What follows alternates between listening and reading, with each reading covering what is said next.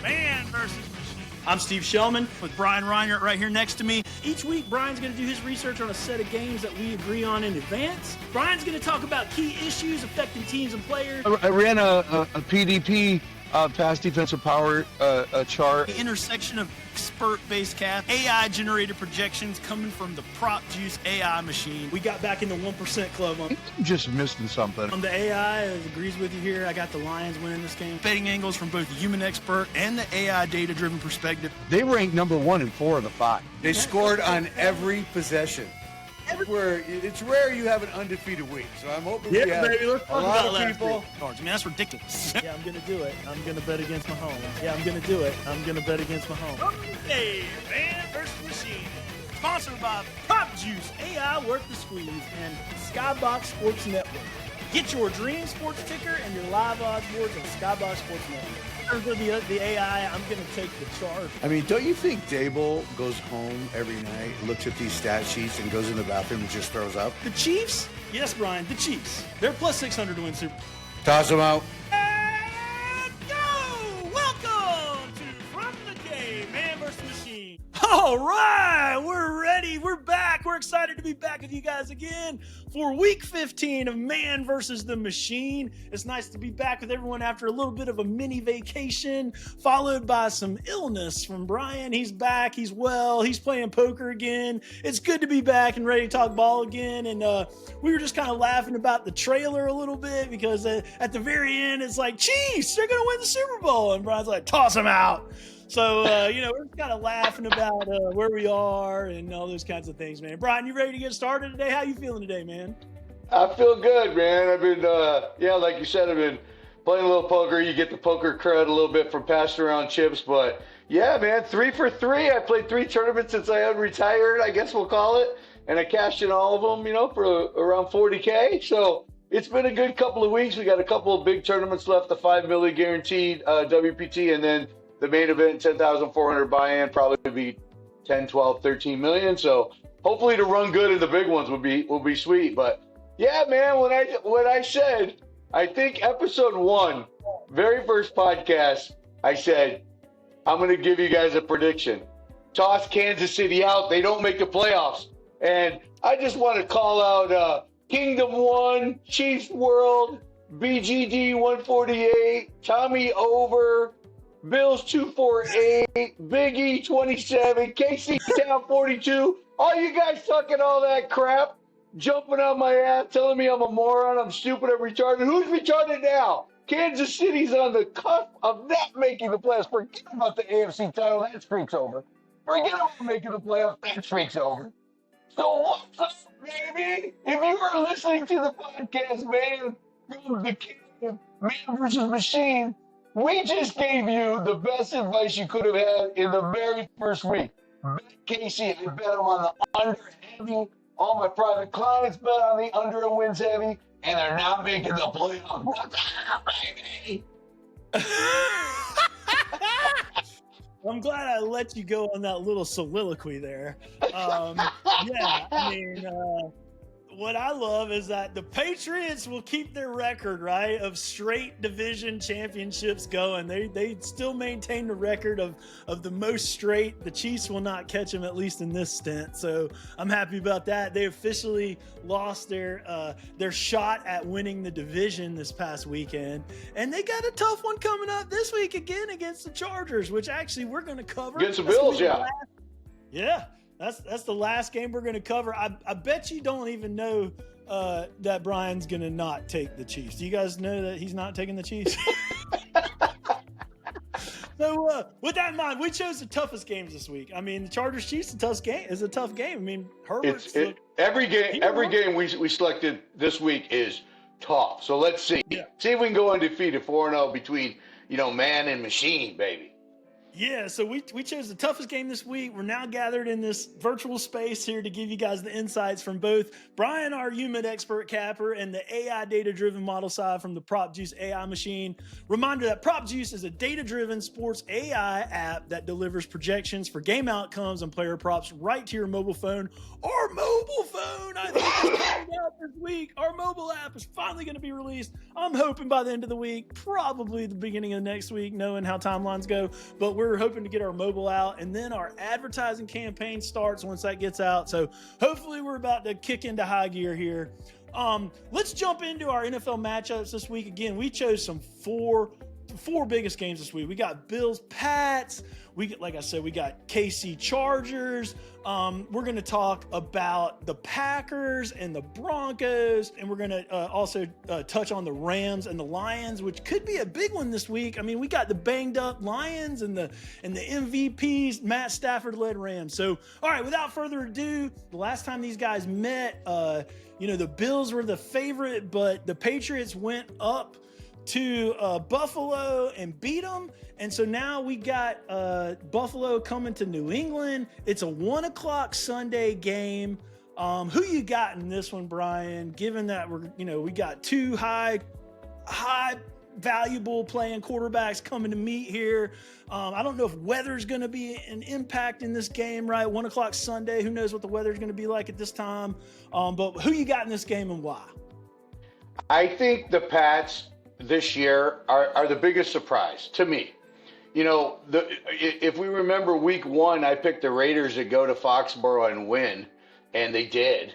And, the Raiders ended up being one of the worst teams in the NFL. So that the Pats lost to them and then reeled off just an unbelievable run. I just think the problem with Buffalo is they've got too many guys out. They got too many injuries. They're devoid of wide receiver help, outside of Shakir. Their tight end's been hurt. Kincaid, which I love a lot, he's been hurt out. This backup guy they brought in, this rookie, he's okay. It just seems like Josh and Cooks are what they have for offense. Now, you can't undersell, what Josh can do. We just watched him last week put the game in they should have lost that game to Cincinnati. It was just horrible coaching by Cincinnati. I don't know what they were doing. And then, 2 crazy interceptions, that happened basically back to back after Josh drilled one off for like 40 yards for a touchdown. So I'm going to take the Pats here. It's really interesting that this line came out at 1.5, and now we're seeing the Pats getting 1, the opposite way. I was just looking, at the skybox, and I keep updating because actually every game that we picked this week, they're so difficult because if you just look at the line swings alone, they've all moved. They've all moved, some in completely opposite direction and some up or down. So this is playoff football now. I think that's where we're at. But I'm going to take the Pats +1. I like what they're doing on offense. I think their defense is dialed in. I love the coach. I can't believe, these teams that let this guy go because I think he just really has the mindset of an NFL player, being an NFL player, and he understands adjustments in the game. We've watched the Patriots have some bad first halves and come back, some bad first quarters and come back, and you can never leave them out. That's the one. That's why they're so dangerous. They're like a bubble in a way. They're never out of a game. Even if they go down 14, they're never out of a game because they can score so quickly. So I'm going to take the Pats +1, and it looks like it's going to be cold and probably snow again. The Buffalo plays well in those conditions because they do it all the time, but so do the Patriots. So anyway, I'm going to go Pats +1. I like that I'm getting a point, I don't know if it's so meaningful, and I'm glad I got some money line early when they were favored by 1. So be interesting to see what AI's got, how much can I adjust and how much can I play in this game? We'll wait to hear what you got to say, Steve. Yeah, so AI also has a mixed bag in this one. So we have some mixed results. Originally, again, the line was the Bills were favored by 1.5. That line has now switched at some places. At least DraftKings, I think it switched, right? So it's now Pats -1.5. I actually already got a Pats money line at -105. We're about to check out the Skybox casinos and check out, where all the casinos lie right now in a second.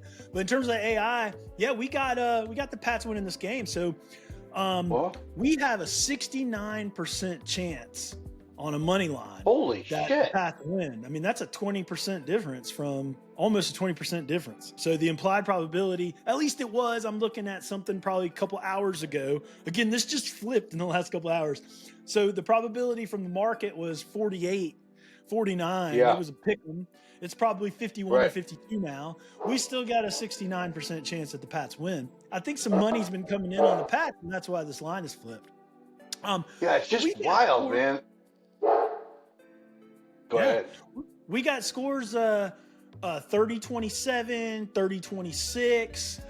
We've got some spreads that are as small as 0.6 and as large as 4. So, we're kind of a little bit all over the place here, but our consensus is 28-26 Pats.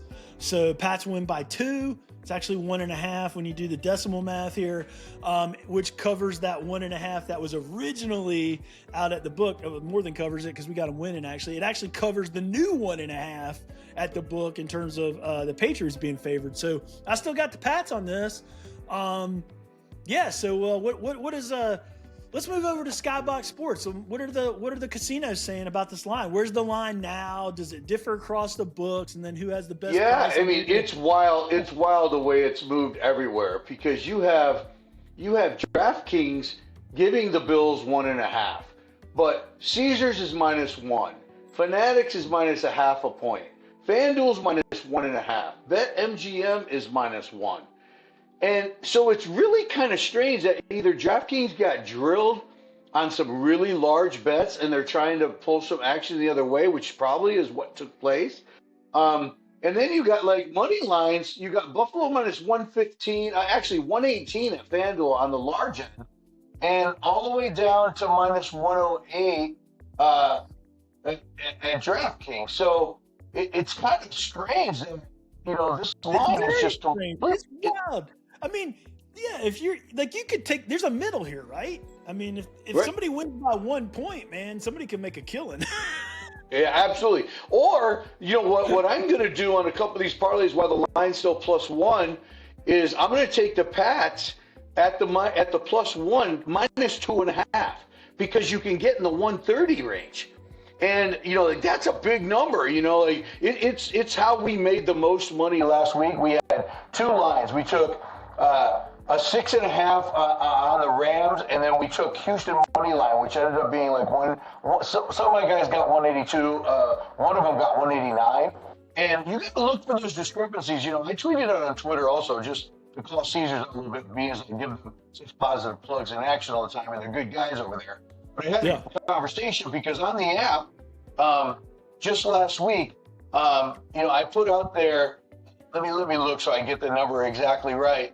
But, I was on the app and I looked at the regular line was -1.5 on the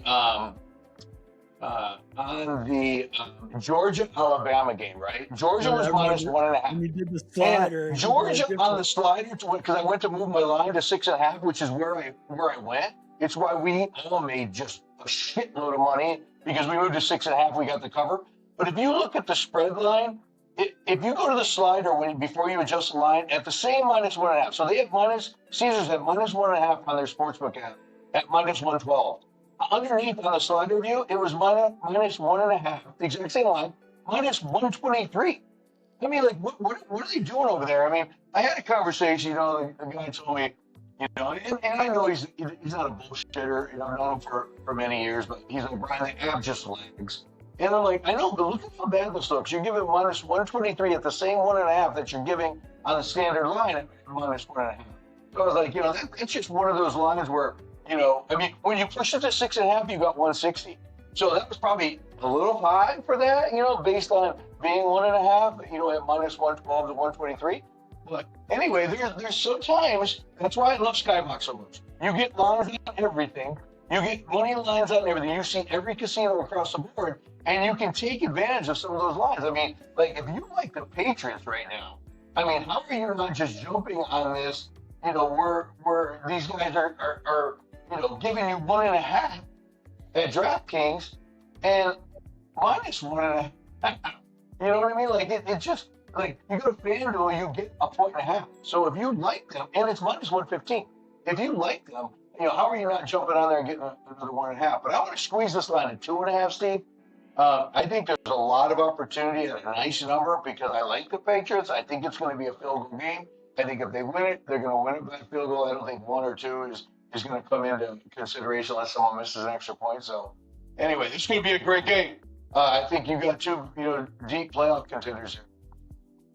Yeah, I think it's going to be a really good game. I think Diggs also, man, has just got a personal vendetta, man. So, I mean, in the first game, he went off. So it'll be interesting to see if the Bills pay more attention to him. Because, I mean, I think he had like 7 catches, 167 yards, something like that. I'm probably making these stats up, but I just remember him having a huge game, man. Yeah. So I don't know if they'll pay extra attention to that. Knox for the Bills for the last couple of weeks since Kincaid's been out, he's been having a couple big games. I wonder how he's going to play into this. Like you said, I mean, the only receiver that's really been doing damage has been Shakir. We've been talking the last couple episodes. We hit on Keon Coleman. Where's that guy been? And so it'll just be interesting to see who steps up. I mean, if it's not Diggs for the Patriots, does Booty have a big game? How does Hunter Henry factor in with the tight end game? And then will it be a Hunter Henry, Dawson Knox kind of a tight end battle it out game? I don't know. There's so many angles here. It's going to be a fun game. So excited to see it. But yeah, the AI... Yeah, I think the biggest thing that jumped out to me in my research was the Patriots are not the same team they were in Week 4. I mean, if you just look at the team, they're just a way better team. Vrabel's got them dialed in. They lost that game 31-19, but Cook rushed for 117 yards and didn't have a long run. I think his long was 14 or 15 yards. So Vrabel's not going to let Cook run over him for $125. It's just not going to happen. But Allen rushed for 45 yards against him too, but he had one rush that was like almost 30 or 28, 25, something like that. So I think that, they're going to be better. They are better on defense. So I think it's a tough game. I think that 31-19 was not representative of the team the Patriots have that they're putting on the field now. So, usually I like the trend lines. It's hard to beat the same team twice in the NFL. We've seen that over decades. Like, these coaches are great. It's the reason they have the jobs. They're able to make adjustments. So I'm going to put my, because I think Vrabel's a way better coach anyway. Me too. That's how it's about to say. I think that guy just chokes up and makes bad decisions. So anyway, I'm going to take the Patriots, It's at home. You're banking on McDermott to be able to, match intensity and intelligence with Vrabel, and I'm just not sure it happens. So no, it's not going to happen. Let's go Patriots, baby. So since we just checked out Skybox in that segment, just want to remind you guys that you can get your ticker for your man cave or your sports pub rather at Skybox Sports Network. Just go over to Amazon, have one delivered to your doorstep. Use the discount code PropJuice at checkout. Get 10% off your purchase. Guys, send this podcast to your wife, to your significant other, to your girlfriend. Tell them 10% off. Go get my sports ticker. Go get my odds board. That's what I want for Christmas. All right. So here you go. Wrap up your Christmas list right here. Skybox Sports Network. Get your sports ticker. Get your odds boards. Make your wife, your girlfriend, your significant other go out and buy one. Get it all at Skybox Sports Network or on Amazon. All right, let's move to our second matchup. It's another juicy one. Like I said, we've picked basically playoff games this week. We got the Packers and the Broncos. Both teams are coming off wins. Broncos had that little bit of a backdoor cover drama where I think Dave Portnoy was basically asking for an investigation of Pete Carroll and the refs because of how it ended with the flag and the field goal attempt, and that was just wild. I gather Dave lost a lot of cash on that one. He was pretty tore up over it. The Pack avoid the late Bears rally, right? They hold them out of the end zone to secure the division victory and send the Bears from the number 1 seed to the number 7 seed. So the Pack coming off a tough game. We think that matters? I don't know. What you think, Brian? I mean, both teams playing well. Who you got in this one? So if Caleb doesn't throw the pick to a wide open guy, I think we have a different outcome in the game. And I still am suspect about Chicago. I think they got a great coach. I think Ben Johnson's one of the great offensive minds in the whole league. And I think they're gonna build a great franchise there with him. I think he's still got a lot of pieces missing. You think Caleb's the guy there? Yeah, I do. I think he fits in the offense that Ben runs better than Goff did in that offense. You know, like he's a lot more mobile than Goff. Goff can't run 3 steps. And I think that Ben, there's like naked boots out the back. Yeah, exactly. There's a lot of run play. Yeah, there's a lot of RPOs that he can do that Goff just can't do. And I think he fits well. I think he's probably the guy there. You know, I wasn't a big fan of him, but I think he's improved a lot. I like him a lot more than last year. But anyway, just to touch real quick, I don't know if anyone saw Pete Carroll come out and give his explanation. I'm sure the league called. You know, I have quite a few friends inside the Raiders franchise, and you know, from what I understood, it was as bad as I said on Twitter. I go, this makes it worse. I mean, there's absolutely no reason, absolutely zero reason for the flag. Number one. Number two, there is 100% no reason to kick a field goal there. You're down 10. You know the clock's going to run out. And Pete gets on there and gives this thing about, oh, well, I was trying to get more seconds. But you didn't get more seconds. They didn't give you any more time. You knew when you kicked that field goal it was going to be over. I mean, there was a lot of late steam on the Raiders, and I just think this is the black eye. You know, being in the horse racing business for a long time, I rarely play anymore. I don't own any more horses. I've owned horses, you know, for 15 years. And, you know, it's one of the reasons I got out of it, because the CAWs that happened in horse racing flipped the game. And, you know, and we feel it's rigged. And in a way it is, you know. Whether they're pass posting or not, you know, I think they are, because we see these drastic changes.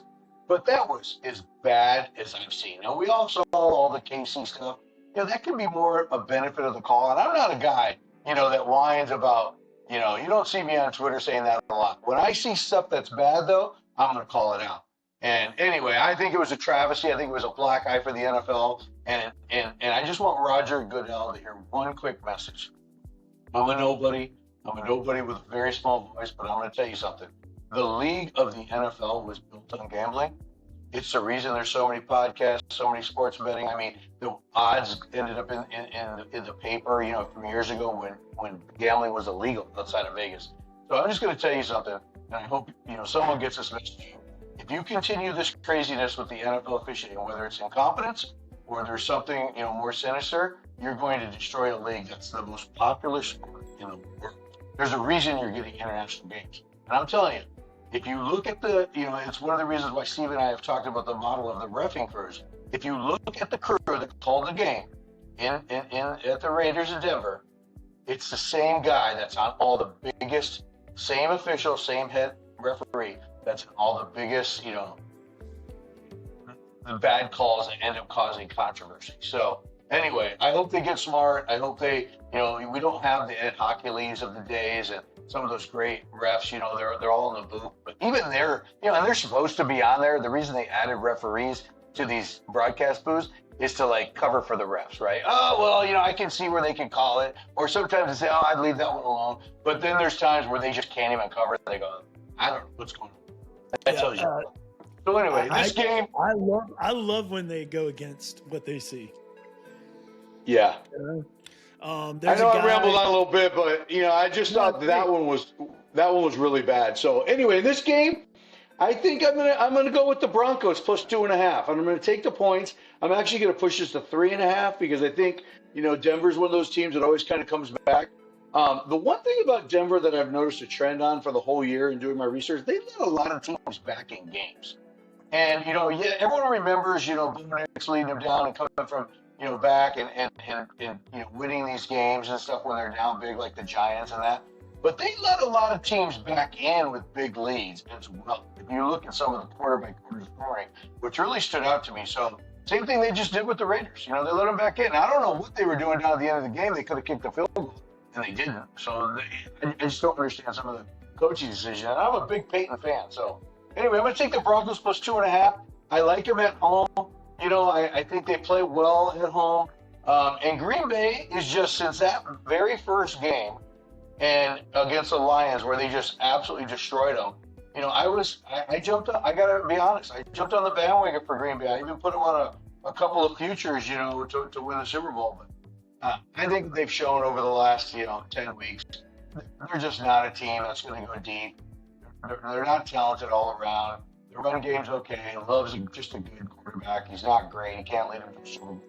So I'm going to take the Broncos plus 2.5, and super interested to see where AI has this game, because there's a lot of the voices, with the Packers here. So. Yeah, so in terms of the AI, Prop Juice has the Broncos on the money line, actually. We give them a 59% chance to win it outright, and then the spread models show a mix of directions, all within 3 points. So safest bet either way is plus 3.5.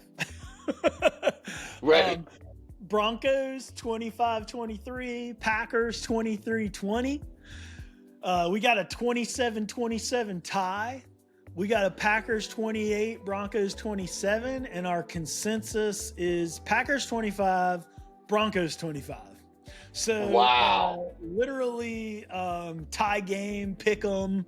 Like I said, all the different models are within 3 points. It might be one of those plays where I do one of those weird Steve plays where I do a plus 3.5 on the Broncos, plus 3.5 on the Packers. Oh boy, here we go again. I mean, the Broncos at plus 2.5, it doesn't cost you a lot of juice to move it to 3.5. I think it's the right move. It's what I'm doing. I'm not a huge fan of this game. It's not a game that, I gave out to my clients either. But I like 3.5 on my parlays. That's what I did. It didn't cost me much juice. So I think that's the move here. Yeah, when you look at our spread graph, everything's within that 3. So, I think I'll probably do a Broncos plus 2.5. Plus 3.5. I might do a Packers minus 2.5, man, and just pit them against each other. Who knows, man? I'll have to do the math to see how they come out. See if there's any advantage in doing that to gain a middle there on something. But because my models are like, well, they could win by 2. Well, the other team could win by 2. So it's very very interesting game. In terms of props, Christian Watson has had a lot of touchdowns the last few games, so we have him getting another one this week. It's probably a function of him having touchdowns the last few weeks, so take that with a grain of salt. But he's highly probable for a touchdown in our system based on our TuddyCast predictor. And then we've got Pat Bryant, who's had really good games lately for the Broncos. He came off a big game last week. We got him going over 34 receiving yards. So those are 2 A-rated picks with our new grading system inside Prop Juice that you guys might want to take a look at. All right, so reminder, PropJuice.ai, a data-driven sports AI picks app that delivers projections for game outcomes and player props, is available over there at PropJuice.ai. Sign up, squeeze more profits out of your wagers. Get Prop Juice AI worth to squeeze. NBA and NFL's live. We're set to add MLB in January to be ready for opening day. So head over to PropJuice.ai, get in on the best AI predictions on the market. Okay, guys, ready to move on to the banged up Lions going to LA to take on the Rams and Matt Stafford, who I believe still is the Vegas favorite for MVP. Puka had like 170 yards last week and 2 tutties. The Rams dominated the Cardinals. Meanwhile, the Lions, who were kind of backed into a little bit of a corner, got a much needed win. And then this week, probably a much more difficult task going up against the Rams, though. But both teams hungry for a win. Detroit really needs a win coming in. I think the Rams are the team that can go win it all in February. So I'm backing the Rams. Who you got, Brian? I got the Rams too. And I was trying to find a way to take Detroit. I'm a big Rams fan this year as well. I have them on quite a few Super Bowl futures. He bounced back last week. I mean, Stafford's just not going to have a 2 interception game. It just doesn't happen. He's too accurate with the ball. I mean, it has to be one of those, either a guy quits on a route or, you get a tip ball or whatever. I just think he's, and not just because he's a Georgia Bulldog either. I just think he's that good. When the Lions let him go for golf, I was very vocal. I was like, oh my God, you're kidding me. And anyway, he just got slammed there, and he's got a good offensive line now. But their receiving core, come on. I mean, it reminds me of like the 80s and 90s Dallas Cowboys. I mean, they're just talented across the board. I mean, if you you try to shut down, Puka, he gets open anyway. And then you got when they picked up Avante, God, I mean, I don't know. I just think they're really good. And the biggest, move for me, and I think it's why the line moved as well. I mean, this has moved up almost a point and a half. Is you got Raymond questionable at wide receiver. You got Kirby Josephs who's out at safety. Al-Waiska is questionable. They got problems on the line. They've had so many different line changes. Brian Branch is definitely out. He was in concussion protocol. Thomas Harper, another safety. I mean, they just got Kirby back, and now he's questionable, and I don't think he's going to play. So I just think if you take those corners out of this game and you let Stafford and those receivers throw the ball deep, he could throw for 400 this week. I'll tell you the bet I like, the prop I bet, is 3 touchdowns for Stafford. Three passing touchdowns. It's a big number. I like it a lot. I may even take 4 just as a fun little squeeze, but I'm going to take the I'm going to take the Rams. I like the -6. I think this line could end up at 7. I really do. We give Stafford a 60% probability to go over 2.5, man. Touchdowns. Yeah. I think it's a lock, and I think the Rams crush. I think the Carolina game for the Rams in hindsight at the end of the season is going to be a gift, that loss, because I think they were cruising through games, and I think they needed to refocus. My high school days, we were playing for a CIF championship in basketball with the absolute best team in the state. I mean, we had 4 guys that went to Division I schools, and we beat everyone from summer all the way through the league. And we lost the CIF championship because we weren't focused. We went into overtime. We didn't know what to do. We never been a close game, and we lost. And I just kind of feel like a loss sometimes early in the year to a team like Carolina that was kind of the red-hot team at that time, I think sometimes we'll say, hey, on any given Sunday, we could get beat. So let's get back to focusing on what they're doing. McVay's great at that. He's a great motivator. The players like to play for him. So I think they showed last week what they are. I think they're a great team. I think they're going to win the Super Bowl, and I like the Rams -6 over the Lions in a big way. Yeah, I feel like that Carolina game. I think that the only way the Rams generally lose is if they beat themselves, right? So if you look at the San Francisco game, fumble, drop pass, right? Bad play call, right? And fumble at the goal line. Same thing with Carolina, man. So as long as the Rams come out and play like the Rams, man, they could pretty much beat anybody in the NFL any day. And I wouldn't say pretty much beat. I'd say they beat anybody. If they play like they're supposed to play, they beat anybody. I agree. The problem is that, you could have a bad play call. You could have a drop pass. You could have a lack of focus. You could have, a ball bounced the wrong way off a defensive lineman, and it get batted up in the air and return for a pick 6. These are the only things that can keep the Rams away from winning, though, in my opinion. I agree. Bad bounces, unlucky, things like that. Otherwise, I just don't see them beating. I mean, lining up against them is just a very difficult task, I think. So with that in mind, the AI's got the Rams with a 69% chance to win this game. It doesn't take into consideration right now the injuries, which we're working on. So, that's a big part of this. So we actually have Detroit covering barely. But I don't think I'm going to take Detroit covering. They cover by like 5. The line's 5.5. All the spreads show the Rams win. Some are closer. One's less than a point. Several hover around 1.5. Larger spreads are 4 and 5. One comes in at -2.5, which implies that the Lions kind of cover this game. The Vegas is now 5.5 as far as what I'm seeing. So money line Rams definitely. Plus 5.5 cover for the Lions. I just don't see it. I mean, maybe plus 7.5, but I'm taking probably Rams -6.5, -2.5, and money line. I'll probably do a ladder stack on this game. I think it's one to hit. I think you'll definitely hit the money line and the -2.5, and then hopefully hit that 6.5. So that's what I'm doing. Yeah. In terms of those props, though, I definitely have Stafford. I give Stafford a 60% chance to have 3 touchdown passes. If you look at his hit rate lately, he's hit that mark 3 out of the last 5 games and 7 out of the last 10. So he's literally in that 60-70%, 67 to 70% range of hitting that over 2.5 touchdown pass. So I think that's a pretty good safe bet too. Yeah. So yeah, the Lions got to be motivated this week. That's the only thing I see is they got to be motivated. I mean, they're sitting at 8-5.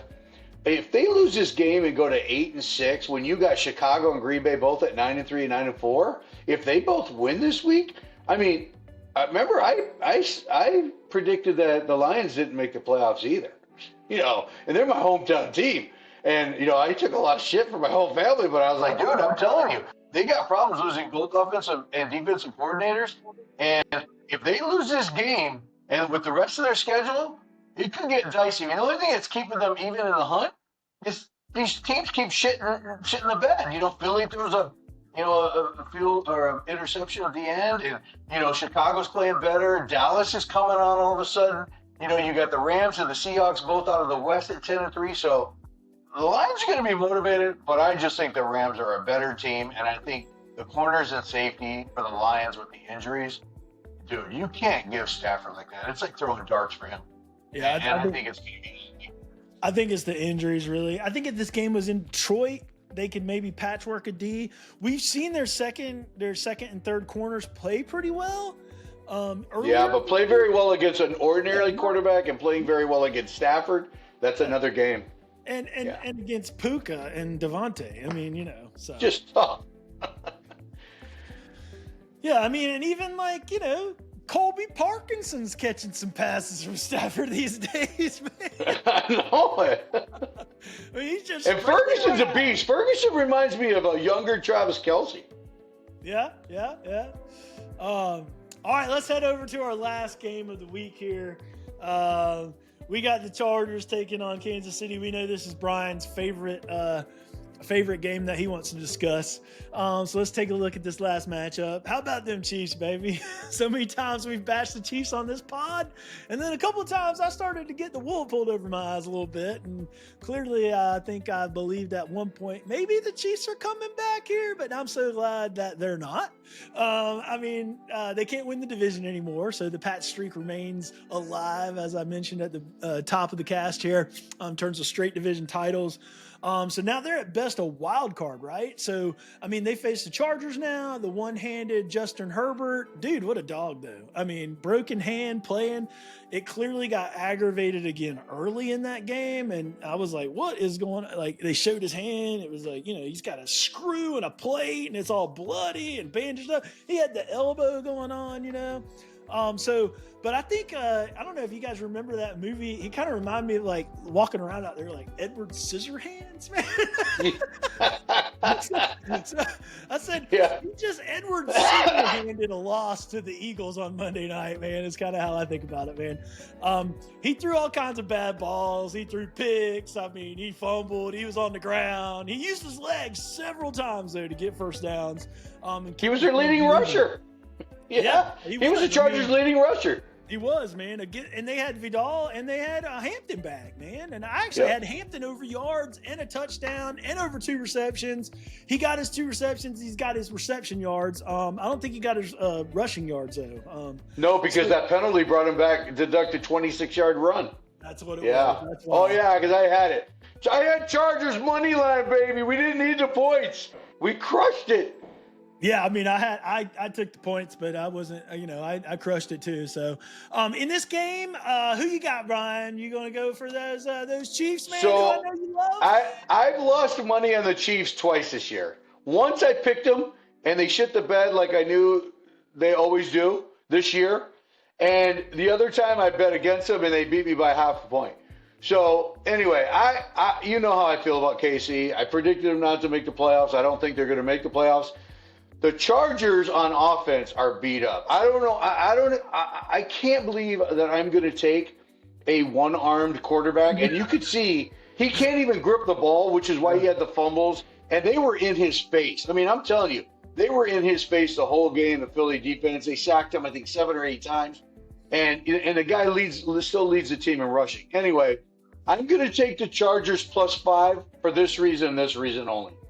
Their defense was incredible. I mean, they absolutely shut them down. I'm going to go with the Chargers +5 because I think the line's too much. I think this game was in San Diego. You're not getting this gift of +5. I think KC could win the game because I don't think the Chargers are going to be able to put up a lot of points. But I think the Chargers defense can shut down Seattle. And I'm going to tell you, KC does not look interested. I mean, if you watch Kelsey, he wasn't even trying to get open. I mean, the guy was sitting on the bench sulking and, crying and whatever. I mean, come on, bro. You're an NFL player. But I'm going to take the Chargers +5 literally just because of their defense. I think their defense is going to be in Mahomes' face. I think they're going to stop the run, which is what Casey's got to do. Rashid Rice and Worthy's actually look pretty good, but Rashid Rice has not looked great. Pacheco just got back. Man. Yeah, but I think having Omari back is going to be good. I think last week, he had an okay game, but I think he had to get his legs underneath him. I mean, he hasn't played in, 7 weeks, 6 weeks. So, anyway, I think he'll be better. I like Vidal. That guy, he reminds me of a healthy Pacheco. He runs so hard. I had him over yards. He got me there barely. So, anyway, I just think it's one of those things both of them to go over, and only one of them made it. Yeah, I mean, I liked Vidal in there because because Omarion was coming back. You got a great line on him at over 40. So anyway, I'm going to take the Chargers +5, just built on their defense alone. Yeah, I would just grab the football, man, because I noticed that early in that game, Herbert was able to hand the ball off with his left hand. So this is his broken hand, right? This is the one that's handed up. He was able to hand off like 2 or 3 times like this, right? And then until he got that one sack, and then like the next time he was like this. He's like this, right? So he's handing off, going to the right with his opposite hand. And it's like that's so hard, man. So we'll see. I think the hand degrades as the game goes on and he gets hit more and more. So like maybe at the beginning of the game in the first half, they really need to be active and score a lot of points so that they can hold. I mean, he just had surgery on a broken hand the previous Monday. I mean, it's insane. The guy's he's like the Terminator. I know, and he's going to be taking hits from Chris Jones this week. So I think it's going to be a tough one, but the AI has the Chiefs to win this game. Go figure on the money line. Yeah. Probably just gives the Chiefs, but it's a really small chance. It's 56% chance to win the game, so a close one for sure. And the spreads are literally Chargers -3.6 to Chargers +2. So 2 models have the Chiefs winning 24-22, 22-20. So both 2-point games. While the Chargers models that show them winning have them winning 23-20 and 22-20. So 2 to 3 point games. That yields a consensus spread of Chargers -0.5 and a score of 22 to 21.5. So essentially a tie ball game here in terms of the AI. So I'll gladly take the Chargers +4.5. I mean, that gives me, Chargers are up 3 and Patrick Mahomes goes down the field, scores a touchdown, and they win by 4. I still win spread +4.5. So to me, 4.5 is a gift, man. That's way better than 3.5. Especially when you got, when you can see these late games when you're up a field goal and then the other team comes down, scores a touchdown, goes up 4. Then you need that 4.5. So anyway, I was surprised to see the Chiefs favored in this one, to be honest. Coming off the loss and being out of the division and the Chargers coming off the win. It's because they're at home. They play well at home. That crowd's loud there. And they lost the first one. I think all those things go in their favor. Yeah. I tried to find a reason to take Patrick, but I fooled me once, shame on you. Fooled me twice now. I'm not jumping on that. I predicted this collapse, and that's exactly what's taking place, and I'm not jumping on it. I think the Chargers defense is enough to keep the game close, and I'm going to tell you, the kicker for San Diego or for LA Chargers, that guy just don't miss, man. He's like 97% for the year. And I mean, he's not taking chip shots either. No, and he's definitely better than the Chiefs kicker. What's his name? Bucker, yeah. Bucker. Yeah, Bucker. He's better than Bucker. I mean, Bucker used to be great, but he's come out. Dicker don't miss, man. He hits that nice draw. I wish I could hit a golf ball like he kicks a football, man. It is just perfect, right? Some of those are so far out there that it just, whoop, comes right back in. And you never see him just inside or whatever. That thing is dead center every time. He's incredible. Yeah, a great kicker. All right, reminder that From the Cave, Man vs. Machine is sponsored by Prop Juice, AI Worth the Squeeze, a full sports AI picks app delivering data-driven game picks and prop bets right to your mobile phone or your favorite web browser. Prop Juice recommends the top dog of the day, breaks down multiple models of each week's game action all season long. Sign up at propjuice.ai. Go over there, check out the NBA. We got the NBA Cup tonight, so we got somebody who scores 25 or 30 every game playing tonight. It's a pretty good bet. I would take maybe OKC money line and SGA for 25 or 30. Go win your money back over there. Sign up for your platinum level subscription over there at propjuice.ai. Also, put our Skybox Sports Network sponsors code in. That's Skybox10. If you put Skybox10 in at checkout, you'll get 10% off. So, Brian, I think we agree on a lot of stuff, right? We got the Pats win. And cover, especially if this is flip-flopping. We definitely think they cover the plus 1.5, right? We got the Packers at Denver. We think Denver covers. We got Lions at Rams. We think the Rams win. You think the Rams cover. The AI has the Lions covering, but I kind of think that it's missing some of the injuries that we talked about. So I'll actually probably put a bet in with the Rams covering that game. Chargers at KC. We like Chargers to cover that game. Do you like them to win outright? I didn't get that from you. Or do you just you're just taking the points? No, I like the points. You know, I'll have them winning outright on one, but I like the 5 points. I think that's a gift, actually. Okay, yeah, I think so too. So I got them. I got the cover on that too. So reminder that you can get these data-backed, model-driven insights all season long. You can continue to listen to Brian on this podcast and get your expert opinion. You put them together and you lock in your wins, baby. So make sure you come back to Man and Machine every week to get your locks of the week. Brian, it's been another fun week talking NFL games, man. You got any closing thoughts or comments for the weekend? No, we're getting into the heat, man. This is when the games get good and when games try hard. I don't think you get as many surprises at the end of the year. I think it's been a great NFL season. You know, I had a little lull in the middle and had some guys that were, not happy with my research. But for the last 4 weeks, they're all on the team, baby. I said, listen, you're going to have those lulls. You just got to get through them. And I tell people, bet less. You know, when you're not running well and you're not hitting teams and you're missing stuff, bet less. And then bet more when you're winning. I mean, people just do the opposite. It's the same. It's the same in poker. When you're running good, people tend to want to put that money away. But when you're running good, you need to get in there and play. I mean, listen, I wanted to play a couple prelim tournaments and then play one big one, but I was shit. I final tabled the second one I played for $30K. I'm going to play. So I've been out playing every day and running good. Same as football. When you're hot, bet more, and when you're not, bet less.